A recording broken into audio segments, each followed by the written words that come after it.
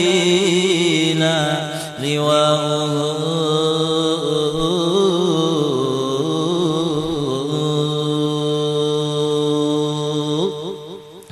تلقى من الغيب المجرد حكمة بها أمطرا